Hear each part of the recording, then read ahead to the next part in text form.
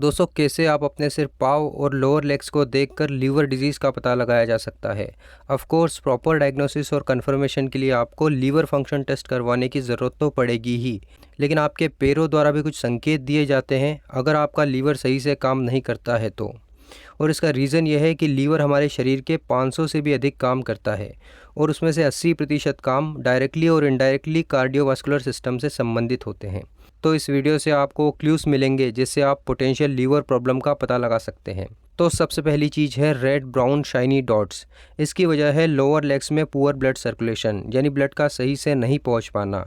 ये डायबिटीज़ में भी होता है, क्योंकि अगर लीवर सही से काम नहीं करता है तो ऐसा बिल्कुल भी नहीं हो सकता कि बाकी ऑर्गन्स भी अपनी नॉर्मल स्टेट में हो। लोअर लेग्स और पाँव की अपीयरेंस किसी भी व्यक्ति की ओवरऑल हेल्थ के बारे में बहुत सारी इन्फॉर्मेशन दे देती है। अगर आपका लीवर सही से काम नहीं कर रहा है या हार्ट सही से ब्लड को पंप नहीं कर पा रहा है तो इनकी खराबी सबसे पहले कार्डियोवास्कुलर सिस्टम में नज़र आने लगती है। इससे पेरिफेरल आर्टरी डिजीज़ हो सकती है, क्रोनिक वीनस इनसफिशिएंसी हो सकती है, जिसमें आपका हार्ट खून की नसों के ज़रिए खून को पूरे शरीर से गुजारता हुआ पैरों तक ले जाता है। लेकिन जब यह खून वापस नहीं आ पाता है तो इससे क्लोट्स बनने का खतरा बढ़ जाता है और लोअर लेग्स में आप इस साइन के ज़रिए इसे देख सकते हैं। Number 2, spider when. ये लीवर में सीरोसिस होने के सिम्टम्स है और ये बॉडी में बहुत ज़्यादा एस्ट्रोजन हार्मोन जमा होने की निशानी है। Estrogen hormone normally nitric oxide के प्रोडक्शन को स्टिमुलेट करता है और नाइट्रिक ऑक्साइड एक नेचुरल वेजोडाइलेटर है जो ब्लड वेसल्स को रिलैक्स करता है, ब्लड फ्लो को इम्प्रूव करता है। लेकिन एस्ट्रोजन का ज़्यादा होना एक्सेसिव वेजोडाइलेशन का काम करता है। ब्लड वेसल्स एक्सपेंड हो जाती है, नसें फूल जाती है, जिससे ब्लड प्रेशर कम हो सकता है जो वास्कुलर सिस्टम को नुकसान पहुंचाता है। ब्लड क्लॉट्स और डीप वेन थ्रोम्बोसिस इसके रिस्क फैक्टर हैं। नंबर 3, क्रैक्ड हील यानी एडियो का फटना। क्रैक्ड हील विटामिन B3 और ओमेगा 3 फैटी एसिड की डिफिशियंसी से होता है।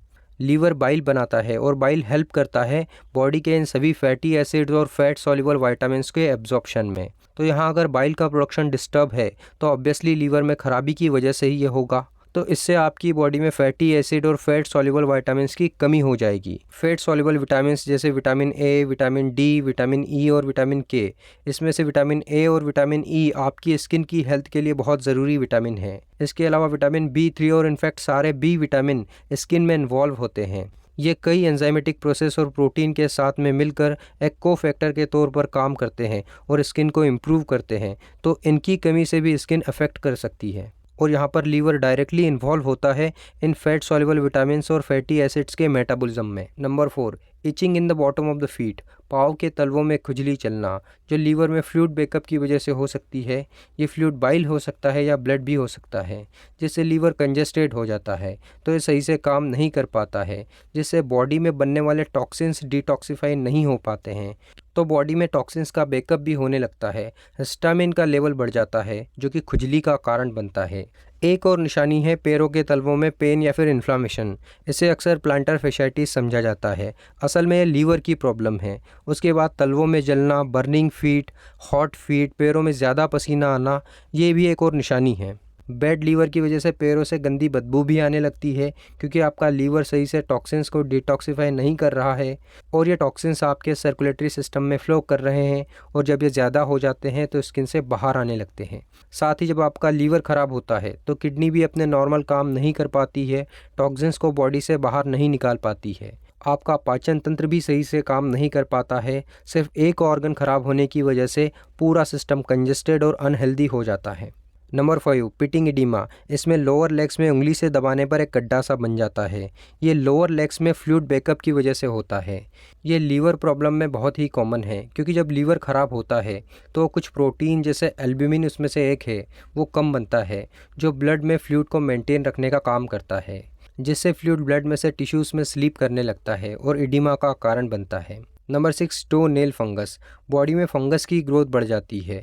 जब लीवर सही से काम नहीं करता है तो आपका इम्यून सिस्टम भी कमज़ोर हो जाता है तो बैड फंगस की ग्रोथ बढ़ जाती है और गुड माइक्रोब्स कम हो जाते हैं।